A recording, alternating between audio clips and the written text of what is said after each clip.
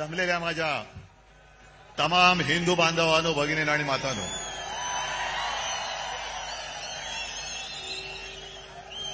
आपल्या परंपरेप्रमाणे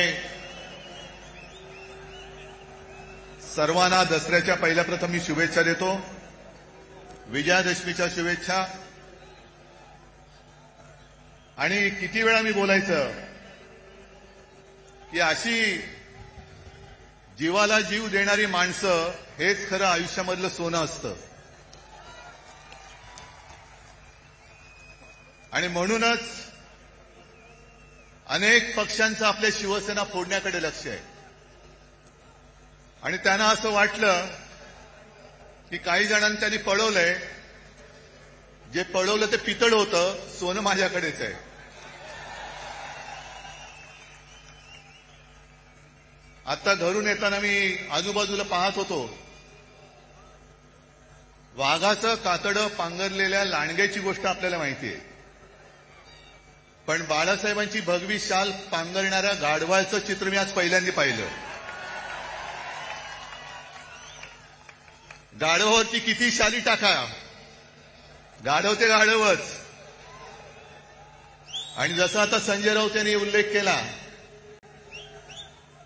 अमित शहांचा जोड्याचा भार वाहणारे गाढव.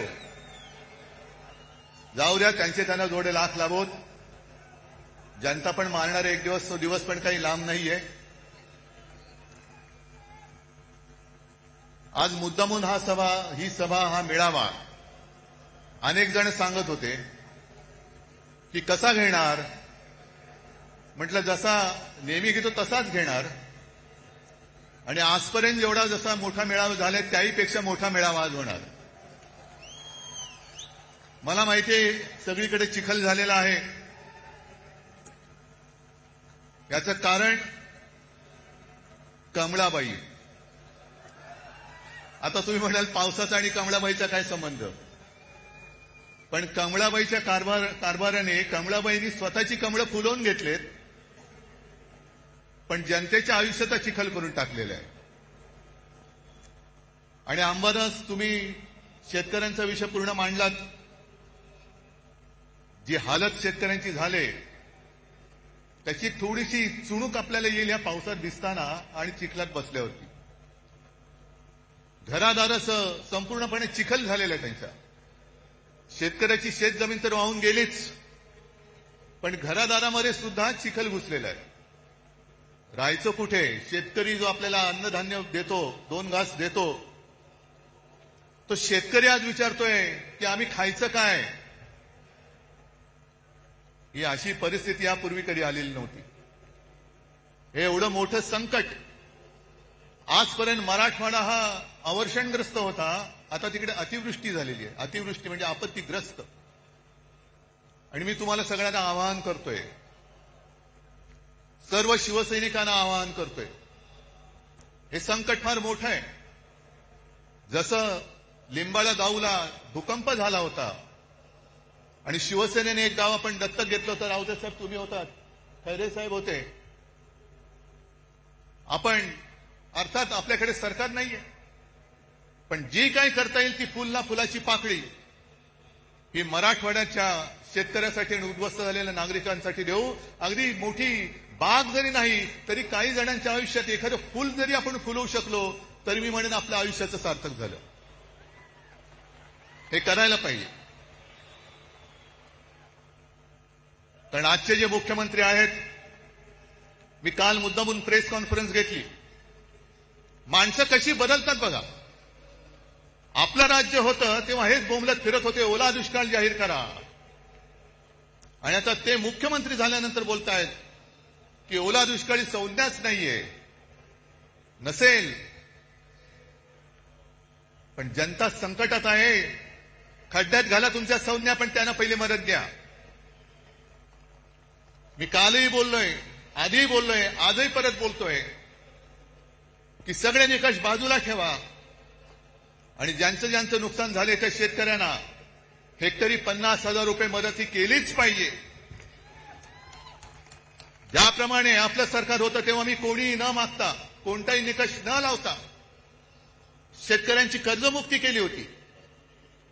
काय निकष होते तेव्हा, पण माझं कर्तव्य म्हणून मी ते केलं होतं. आणि निवडणुकीच्या तोंडावरती नाही तर एकमेव माझं अधिवेशन जे झालं होतं मुख्यमंत्री म्हणून नागपूरला, त्या पहिल्या नागपूरच्या अधिवेशनात मी कर्जमुक्ती जाहीर केली आणि कालबद्ध स्वरूपात ती पूर्ण करून दाखवली होती. अशी तुम्ही कर्जमुक्ती करा. अजून यांची 2017 साली जाहीर केलेली कर्जमुक्ती अजून होते, अजून शेतकरी प्रतीक्षेत आहेत, लाभ कधी मिळणार, ते पण गेलं पाण्यात चढून. पण 2017ची कर्जमुक्ती अजून होत नाहीये. आणि आपण कर्जमुक्त केलं होतं शेतकऱ्याला. दरम्यान कोरोनाचं संकट आलं आणि एक गोष्ट थोडीशी राहिली होती, ज्याची सुरुवात केली होती की जो नियमित कर्ज परतफेड करतो त्याला 50,000 रुपये प्रोत्साहनपर राशी म्हणून आपण त्याला द्यायला सुरुवात केली होती.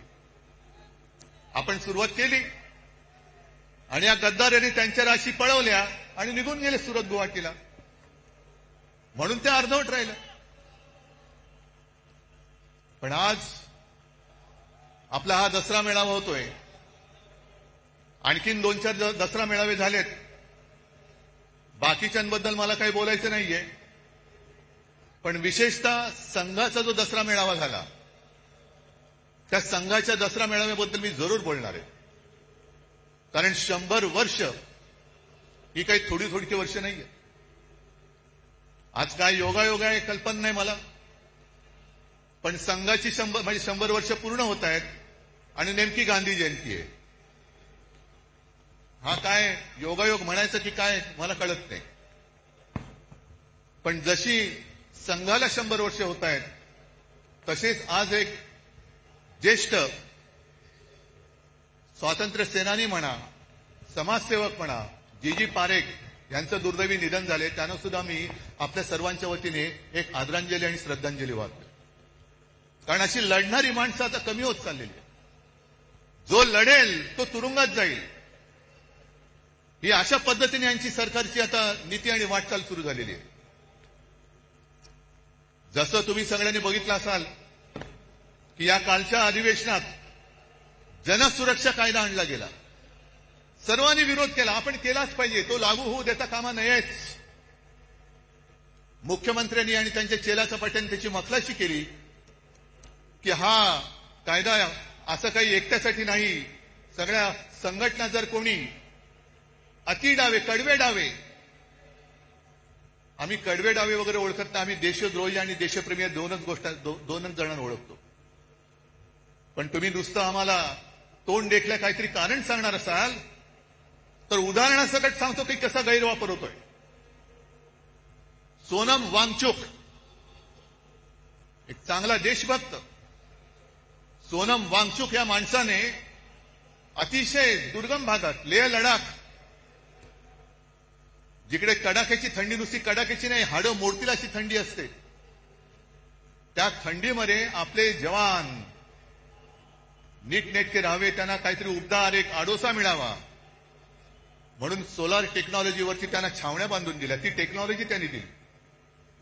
पाण्याचं दुर्भिक्ष होतं, ते दुर्भिक्ष होऊ नये, पाणी मिळालं पाहिजे म्हणून त्यांनी आई स्तूपाची योजना आणली. काल परवापर्यंत जे मोदींची स्तुती करत होते,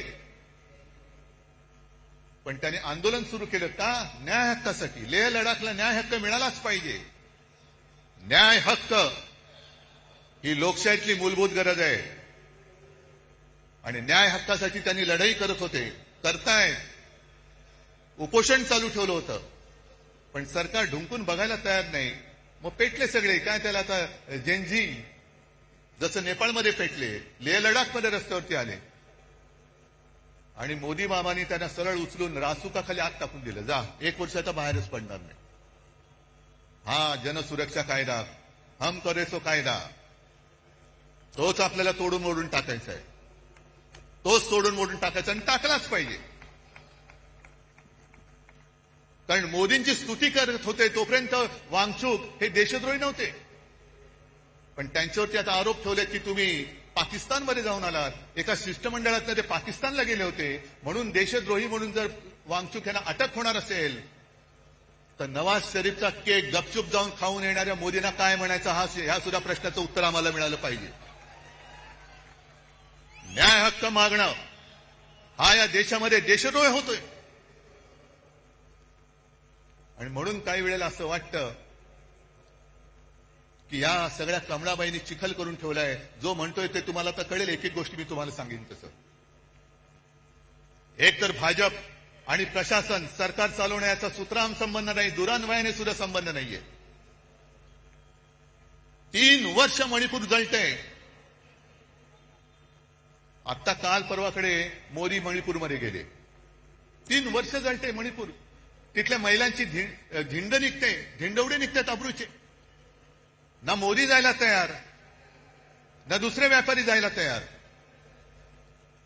पण एवढं करून मोदी गेले. आम्हाला असं वाटलं की मोदी काहीतरी तोडगा काढतील, ज्यांच्यावरती अत्याचार झाले त्यांना काहीतरी सांत्वन करतील. पण गेल्यानंतर त्यांचं भाषण आलं होतं.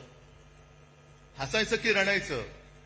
मणिपूरमध्ये गेल्यानंतर मोदीजीने भाषण केलं, मणिपूर के नाम में ही मणी है. अहो ते तिकडे जाऊन कशाला बघायला पाहिजे? आम्हाला इथेही कळतं. म्हणून मराठी सक्तीची पाहिजे. मणिपूरमध्ये जाऊन तुम्हाला मणिपूरमधला मणी दिसला, पण मणिपूरच्या जनतेच्या डोळ्यातलं पाणी नाही दिसलं. तिथली जनता रडते, तिथली जनता आक्रोश करते. पण आमचे पंतप्रधान तिकडे जाऊन मणिपूर के नाम में ही मणी आहे. कशाला जाता मग तिकडे? ही जी यांची सगळी जी वृत्ती आहे, मला असं वाटतं काही वेळेला विचार केल्यानंतर की भाजप म्हणजे आता अमिबा झालेला आहे. अमिबा म्हणजे तो एक पेशीय प्राणी असतो, काय जीव असतो. तो सगळ्यांना शाळेमध्ये होता. अमिबा वाटेल तसा वेडा वाकडा कसाही पसरतो. जिकडे लागेल तिकडे युती करतो. झालं काम की इकडचा हात काढला तिकडे हात करतो, तिकडचा. पण एक पेशी मीच. शरीरात गेलं तर पोट बिघडतं. तसे समाजात घुसले तर शांती नाहीशी होते. म्हणून मी त्यांना अमिबा म्हणतोय. म्हणून अभिमा म्हणतोय. आणि आमचे जे मुख्यमंत्री आहेत, हे मुख्यमंत्री आम्हाला शिकवत आहेत. म्हणून मी बातमी घेऊन आलोय. इंडिया टुडेने सर्व्हे केलाय. तुमच्यापर्यंत आलाय? इंडिया टुडेने एक सर्व्हे केला की most popular CM across India. आता गेल्या 2-3 महिन्यातला सर्व्हे आहे. म्हणून मी त्याचं कागदच घेऊन आलेलो आहे. आपल्या वेळेला पहिल्या 5 मध्ये महाराष्ट्राचा मुख्यमंत्री येत होता. माझं कर्तृत्व नव्हतं, हे तुमचं सहाय्य होतं. महाराष्ट्राच्या जनतेचं कौतुक होतं, ते माझं नव्हतं. पण आज जो हा सर्व्हे झालेला आहे, आलेला आहे, त्याच्यामध्ये सगळ्यात पॉप्युलर उत्तर प्रदेशचे मुख्यमंत्री योगी, नंबर 1, 2 ममता, 3 चंद्रबाबू, 4 नितीश कुमार, त्याच्यानंतर स्टॅलिन, नंतर काय ते पिनारवी विजयन, व रेवंता रेड्डी, मोहन यादव, हेमंता विश्वकर्मा शर्मा आणि 10व्या ह्याच्यावरती आमचे मुख्यमंत्री देवेंद्र फडणवीस. नशीब 10वे नाही तर फडणवीस म्हणून 20वे आले असते. अहो येणार कसे? सगळी बजवतपुरी करून ठेवलेली आहे. काय केलं काय तुम्ही आजपर्यंत? आज सुद्धा बातमी आली की कुठल्या एका अधिकाऱ्याच्या ऑफिसमध्ये धाड टाकली. अधिकाऱ्याला पकडला रंगेहात. वसई विरारच्या महापालिकेच्या आयुक्तांना पकडलं होतं. अधिकारी पकडले जात आहेत. पण मंत्री राजरोस बॅगा उघड्या टाकून खोलीमध्ये बिनधास्त बसलेले आहेत. त्यांना यांना हात लावायची हिंमत होत नाहीये. मंत्र्यांच्या नावाने दारूचे परवाने दिले जात आहेत. आईच्या नावाने, पत्नीच्या नावाने डान्स बार काढले जात आहेत. पुरावे सादर केले, विधिमंडळात सादर केले, तरी सुद्धा देवेंद्र फडणवीस त्या मंत्र्यांना समज देऊन सोडून देत आहेत. हे बरं नाही. पुढच्या वेळेला पुरावा दिसता कामा नये. हे तुमचं राज्य, हा तुमचा कारभार. आणि म्हणून मला आरएसएस, मोहन भागवत यांना विचारायचे काही प्रश्न. हे मी प्रश्न लिहून आणलेले, पण आता याचे कागद ओले झालेत आहेत तरी. कारण आता निवडणुका येत आहेत. मुंबई महापालिकेची निवडणूक आहे. निवडणूक तुम्ही लावाच, जनता वाटच बघते. आज येताना सुद्धा मुंबईच्या रस्त्याची झालेली चाळण हे सगळेजण बघतायत. अख्खी मुंबई भोगते.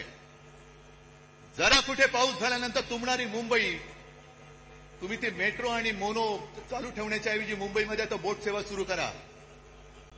मेट्रोचं स्टेशन तुंबतंय, मोनोरेल लटकते, खड्डे पडतायत, ट्रॅफिक वाढतोय आणि हे आपले महापालिकेत भाजपचा महापौर झालाच पाहिजे म्हणून बोंबलून हे पुन्हा दिल्लीला जातात अमित शहा.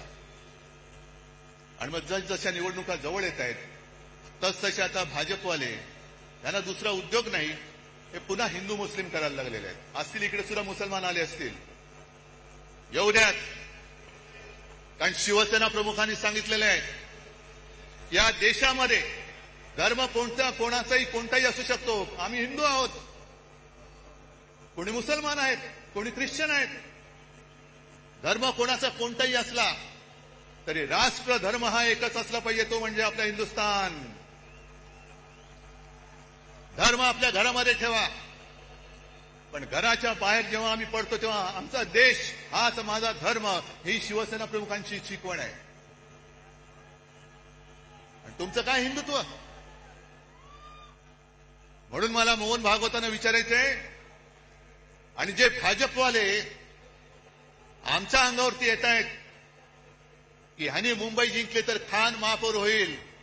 अरे तुम्ही मुंबई जिंकू शकत नाही तर त्या अदानीच्या चरणावरती मुंबई तुम्ही समर्पयामी करून देऊन टाकाल. जानवं घालाल, शेंडी ठेवाल आणि अदानी नाम समर्पयामी. ही काय व्यापारी म्हणून तुम्ही इकडे मुंबईकडे बघताय, आम्ही आमचा जीव म्हणून मुंबईकडे बघतो आहोत. आणि आम्हाला जर का हिंदुत्व शिकवण्याचा प्रयत्न करत असाल तर पहिला आम्ही भाजपला परत सांगतो, तुमच्या फडक्यावरचा हिरवा रंग काढून टाका आणि मग आमच्याशी हिंदुत्वाच्या गप्पा करा.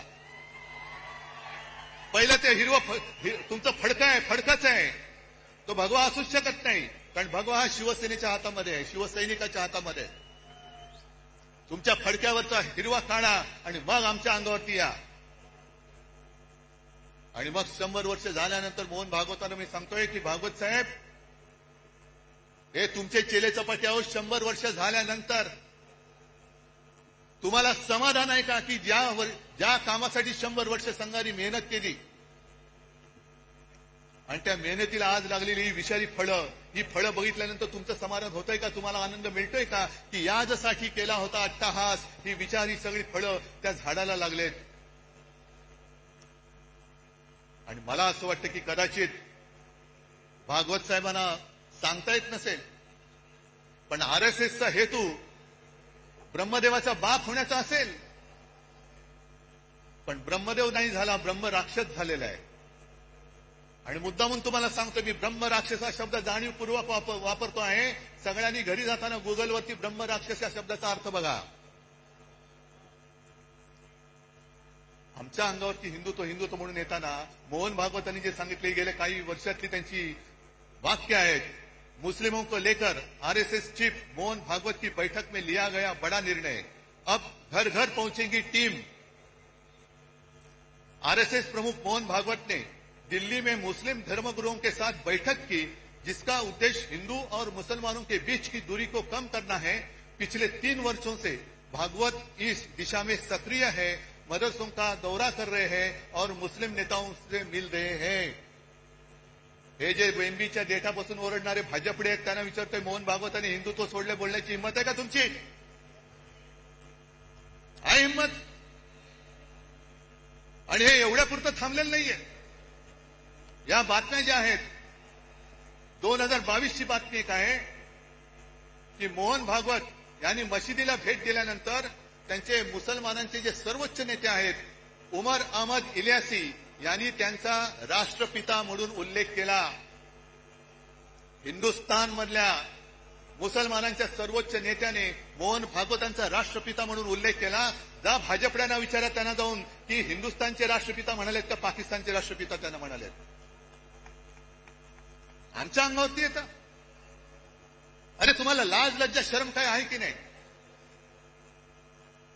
एक तर काहीतरी ठरवा. आम्ही जे बोललो ते एवढ्यासाठी बोललो, ना आकार ना उकार ना ध्येय ना धोरण, कसाही वावरतोय, कसाही वाढतोय, कसाही पसरतोय.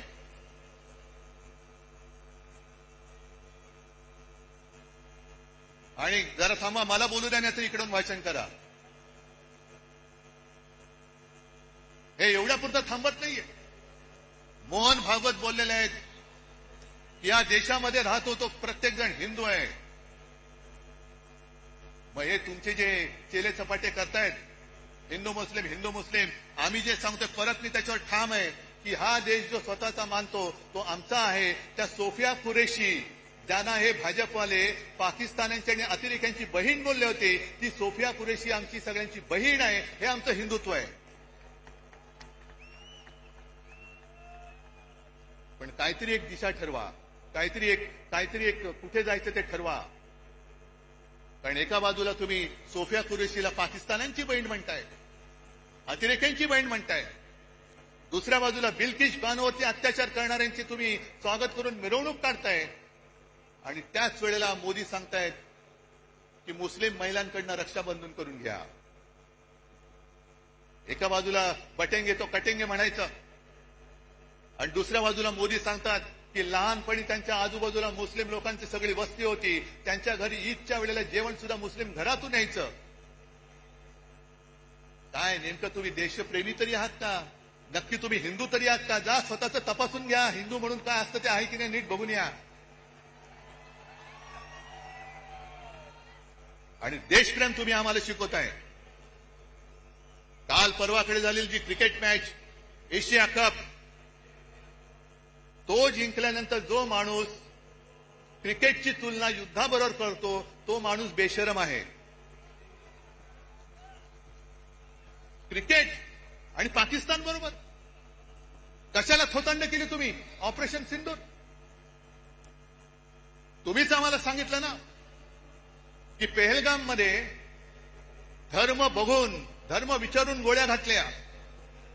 हिंदू आहे घाल गोळी, हिंदू आहे घाल गोळी.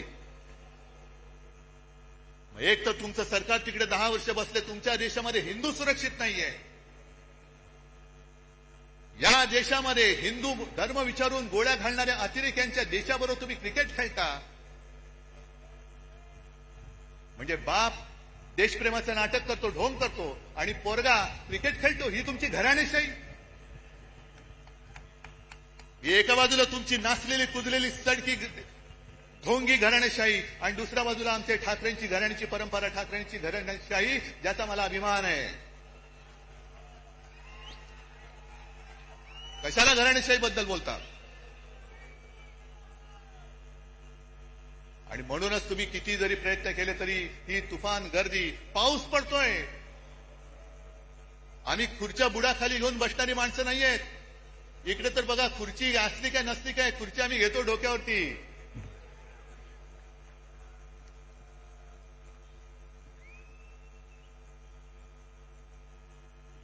आणि मुंबईच्या बद्दल जर का बोलायचं झालं, कारण आता निवडणुका मागून निवडणुका येणार.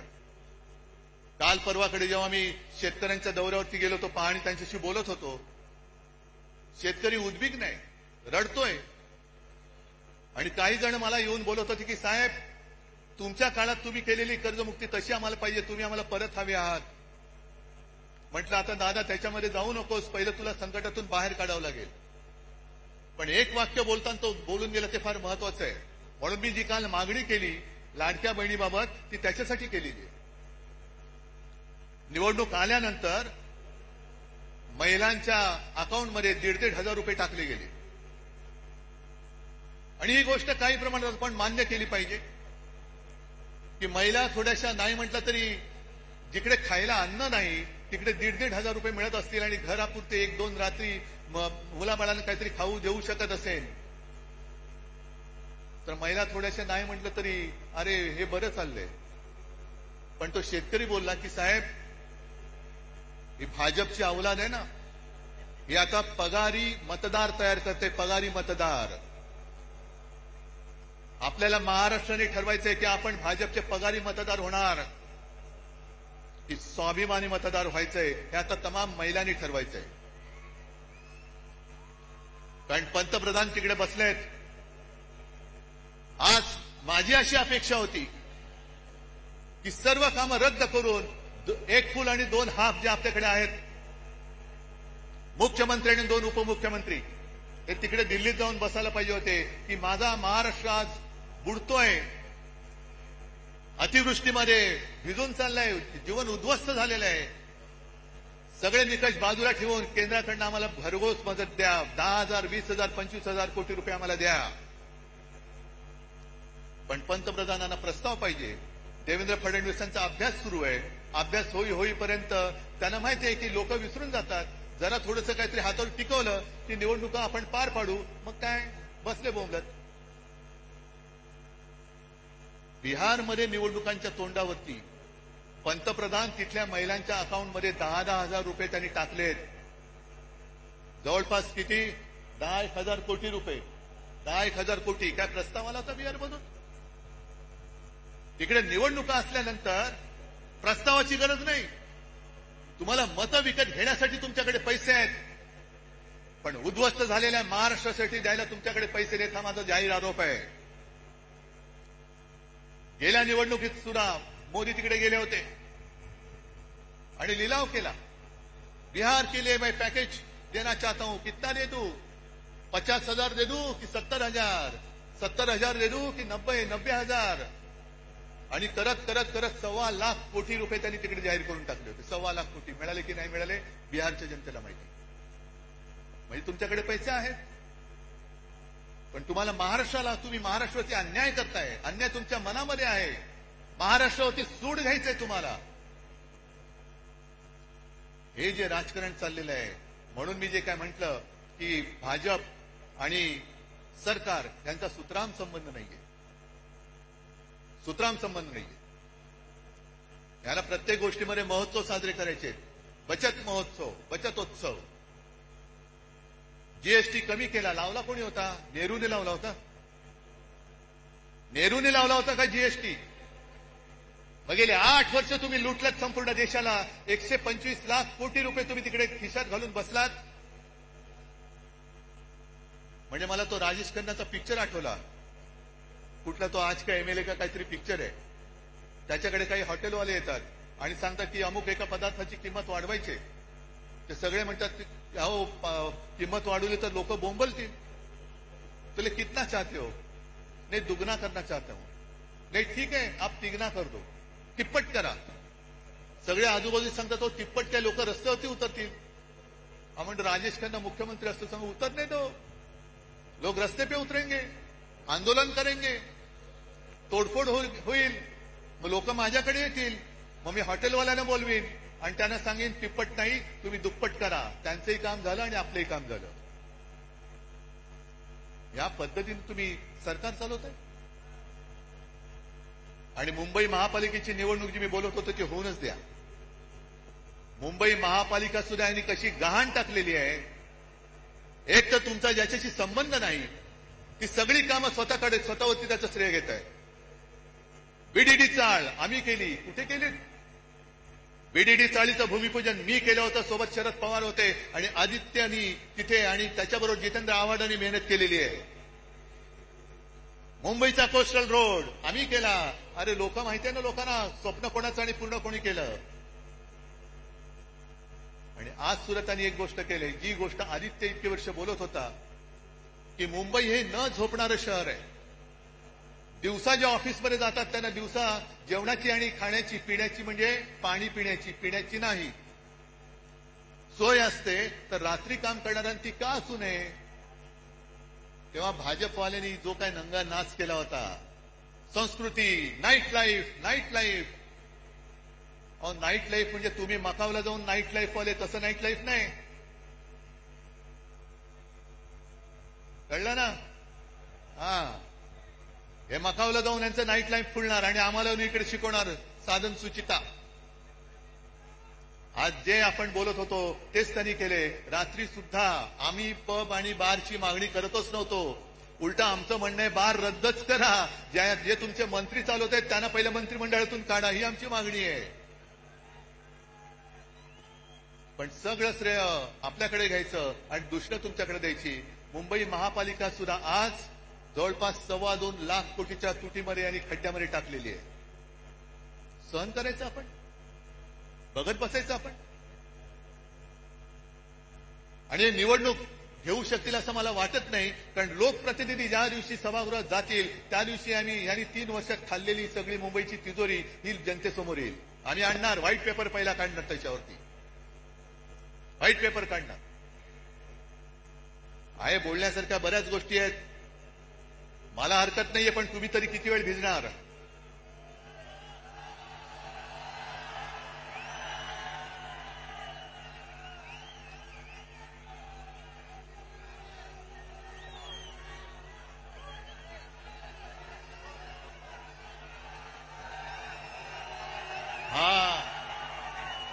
हा सैनिक, हा शिवसैनिक,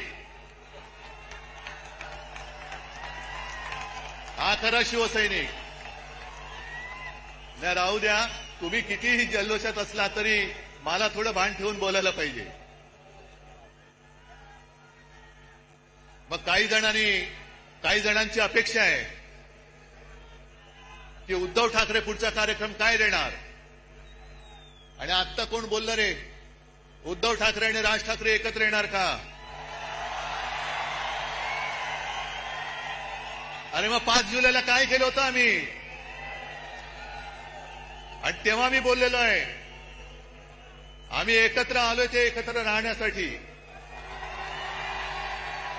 जिथे माझ्या मातृभाषेचा घात होत असेल तिथे मी मराठी माणसामध्ये फूट पडू देणार नाही.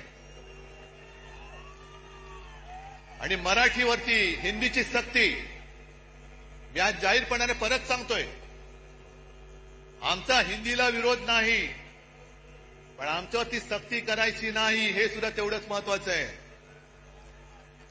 जी भाषावर प्रांतरचना झाली त्या प्रांतरचनेप्रमाणे प्रत्येक भाषेला एक प्रांत मिळाला. मग गुजराती लोकांना गुजरात मिळालं, बंगाली लोकांना बंगाल मिळालं, कानडी लोकांना कर्नाटक मिळालं, तमिळ सगळंच मिळालं, राजस्थान असेल, मध्य प्रदेश असेल, झारखंड असेल. तसा मराठी भाषेला महाराष्ट्र मिळाला. भाषावर प्रांतरचना झाल्यानंतर प्रत्येक राज्याला राज्याचं सरकार मिळालं, राज्याची राजधानी मिळाली. पण महाराष्ट्राला महाराष्ट्राची राजधानी मिळाली नव्हती.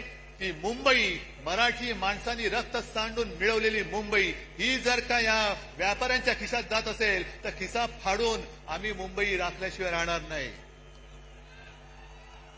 त्याच्यामुळे या ज्या काही कंड्या पिकवल्या जात आहेत, दसरा मेळाव्यात राज ठाकरे येणार का, उद्धव ठाकरे जाणार का, त्या सगळ्या मराठी द्वेष्ट्यांना सांगतोय की तुम्ही आमच्या मराठीला हात लावून बघा, हिंमत असेल तर हात लावून बघा, हात जागेवर ठेवणार नाही. आमचं कोणाशी भांडण नाहीये. काय किती आतापर्यंत मारामाऱ्या झाल्या, आमच्या अंगावरती येऊ नका. जे शिवसेना प्रमुखांनी शिकवलंय, एक तर कोणाच्या अंगावर जायचं नाही, पण कोणी अंगावर हात उचलला तर तो हात जागेवर ठेवायचा नाही. आणि तीच शिकवण घेऊन आम्ही पुढे चाललेलो. आम्हाला कोणाचं उणं काढायचं नाहीये. पण विशेषतः मी 2 महत्वाच्या गोष्टी ज्या तुम्हाला सांगितल्या, एक म्हणजे भारतीय जनता पक्षाला मी आज इशारा देतोय की हिंदुत्वावरनं आमच्या अंगावरती येऊ नका. तुमच्या सगळ्या टोप्या घातलेले फोटो मी त्याचं प्रदर्शन लावल्याशिवाय राहणार नाही. एक काहीतरी मोदीजींना विचारा, मोहन भागवतजींना विचारा की हे तुम्ही करताय हे या दिशेने जायचे काय थोतांड आहे. आणि आम्हाला प्रश्न विचारण्याच्या आधी तुम्ही तुमच्या नेत्यांना प्रश्न विचारा की ती पटेंगे तो कटेंगे कधी करायचं आणि राखी कधी बांधायची. एका राज्यामध्ये गोवंश हत्याबंदी, म्हणजे मी पूर्वी बोललोय, याच दसरा मेळाव्यात बोललेलो आहे की महाराष्ट्रामध्ये गोमाता आणि बाजूला जाऊन खाता, हे तुमचं हिंदुत्व. आणि 2-3 वर्षापूर्वी त्या उत्तरेमधल्याच राज्यामध्ये तो आर्यन मिश्रा नावाचा एक पोरगा, 22-23 वर्षाचा पोरगा मित्रांबरोबर चालला होता रात्री. त्याचा पाठलाग करून त्या बोगस तथाकथित गोरक्षकांनी त्याला भर रस्त्यात गोळ्या घालून मारला. त्याने शिक्षा झाली की नाही कोणालाच माहिती नाहीये. पण तुम्ही माणसं मारताय संशयावरनं. गोमासाची तस्करी करतोय म्हणून तिकडे मारायचं आणि इकडे गोमास जाऊन खायचं, ही कुठली पद्धत आहे तुमची? जे नॉर्थ ईस्ट आहे, जे किरण रिजिजू आहेत, त्यांनी सुद्धा सांगितलंय तिथल्या त्यांच्या प्रदेशाध्यक्षांनी सांगितलंय की ते त्यांच्या राज्यामध्ये गोमांस खातात. मग ते तुमच्या पक्षात अजून कसे ठेवले, त्यांना काना लाथ मारून घालून टाकत. त्याच्यामुळे एकदा काय ती व्याख्या ठरवा, चौकट ठरवा. पण तुम्ही हिंदुत्वाचं ढोंग आणि देशभक्तीचं सोंग हे आता सोडा. मी भाजपला प्रेमाने सांगतोय, प्रत्येक वेळेला काय आग पाखड करण्याची गरज आहे अशातला भाग नाही. एक तर नशिबाने तुम्हाला संधी मिळालेली आहे, त्या संधीचं सोनं करा. हा आता सगळा चिखल केला ना, तो चिखल करू नका. कारण ही संधी फार मोठी आहे, ही कोणाला मिळत नाही अशी संधी.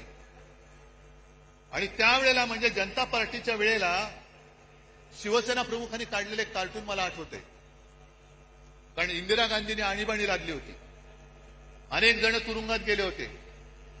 काही जणांनी तुरुंगात जाऊन इंदिरा गांधींनी पत्र सुद्धा लिहिली होती की आता आम्ही तसं करणार नाही, आमची पूर्ण संघटना की तुम्ही म्हणाल तसं आम्ही देशसेवेला वाहून टाकू. हे कोण म्हणाले, जर का सिनियर लोकांना विचारलं, ते पुस्तक आहे माझ्याकडे, ते पत्र पण आहे माझ्याकडे. आणि त्याच्यानंतरच्या निवडणुकीमध्ये देशाने इंदिराजींचा पराभव केला होता. आम्हाला हुकुमशाही नकोय, लोकशाही पाहिजे, जनता पक्ष पाहिजे. मग जयप्रकाश नारायण यांनी पुढाकार घेऊन सगळ्यांना एकत्र केलं होतं. मोरारजी देसाई गुजरातमध्येच जन्मलेले, त्यांना पंतप्रधान केलं आणि 2.5 वर्षात सरकार कोसळलं. तेव्हा बाळासाहेबांनी त्या सुमारास एक कार्टून काढले, त्या फटकारे पुस्तकात आहे. मोरारजी देसाई असे एक उतार दाखवले आहे आणि एक महिला, तिच्यावर लिहिले लोकशाही आणि वरती लिहिले परतीचा प्रवास. कारण ती लोकशाही तिला धरून तेव्हाचे पंतप्रधान मोरारजी देसाई तिला अंधाऱ्या खाईमध्ये घेऊन चालले, लोकशाहीला खाईत घेऊन चाललेले. आणि तेच आहे, व्हायचे तेच झाले. हेकड वृत्तीमुळे जे घडायचे नव्हते तेच परत घडले. मोरारजी पुन्हा लोकशाहीला अंधाऱ्या खाईत घेऊन चालले. तेच चित्र आज मला दिसायला लागलेलं आहे. आणि त्या सगळ्या अंधाऱ्या खाईमध्ये जायचं नसेल तर आपल्या शिवसेनेची मशाल घेऊनच आपल्याला पुढे जावं लागेल. प्रश्न विचारावेच लागतील. जसं मोदींनी 2014 साली केलं होतं चाय पे चर्चा, पहिली तिथूनच सुरू करा. 14 साली चहाची किंमत काय होती आणि आज चहाची किंमत काय, पहिली सुरुवात तिथूनच करा. चाय पे चर्चा. दूध टाकल्यानंतर जीएसटी वाढतोय, साखर टाकल्यानंतर वाढतोय, पाणी काढलं की कमी होतोय, इथून सुरू करा. आणि प्रत्येक टपरीवरती बसून भ्रष्टाचार पे चर्चा सुरू करा. भ्रष्टाचार, यांनी केलेला भ्रष्टाचार. आणि आज महाराष्ट्र सरकारला मी इशारा देतोय की शेतकऱ्याची कर्जमुक्ती लवकर करा. शेतकऱ्याला 50,000 रुपये हेक्टरी लवकर जाहीर करा, नाहीतर मराठवाड्यामध्ये आम्ही रस्त्यावरती उतरल्याशिवाय राहणार नाही. राज्यभर आम्ही आंदोलन करू. मराठवाड्यामध्ये आम्ही सुद्धा लवकरात लवकर एक, जर यांनी जाहीर नाही केलं तर मोठा मोर्चा आपण खैरेसाहेब अंबादास मोर्चा लावायचा. कसे देत नाही, शेतकऱ्याचा हक्क आहे. आणि आंदोलन झालं पाहिजे. जिथे जिथे अन्याय दिसेल त्या अन्यायावरती वार करणं. आणि मी तर म्हणेन कार्यक्रम काय, ह्या ज्या काही तुम्हाला मी थोडक्यात गोष्टी सांगितल्या की देशात ज्या अंधभक्त झालेले आहेत त्या अंधभक्तांच्या डोळ्यावरची पट्टी काढणं आणि देशभक्ती खरी काय आहे, हिंदुत्व खरं काय आहे हे दाखवून देणं, हाच एक आपल्या याच्या पुढे कार्यक्रम. आज तुम्ही सगळेजण इकडे आलात, लांबून आलेला आहात, बाहेर गावातून आलेला आहात. सांभाळून जा, सुखरूप जा. आणि हातामधला भगवा, हा भगवा हाच पाहिजे. याच्यावरती निशाणी, आपली निशाणीचं चिन्ह दुसरं ठेवा, पण भगवा हा शिवरायाचा भगवा. हा भगवा डौलाने फडकत लोकांना वाटलं पाहिजे, अरे माझा रक्षण करता हा बाळासाहेबांचा शिवसैनिक आहे. भगवी शाल पांघरलेलं गाढव होऊ शकत नाही, कदापि होऊ शकत नाही. बस सगळ्यांना धन्यवाद देतो. आणि असंच प्रेम, असेच आशीर्वाद कायम पाठीशी असू द्या. धन्यवाद. जय हिंद, जय महाराष्ट्र.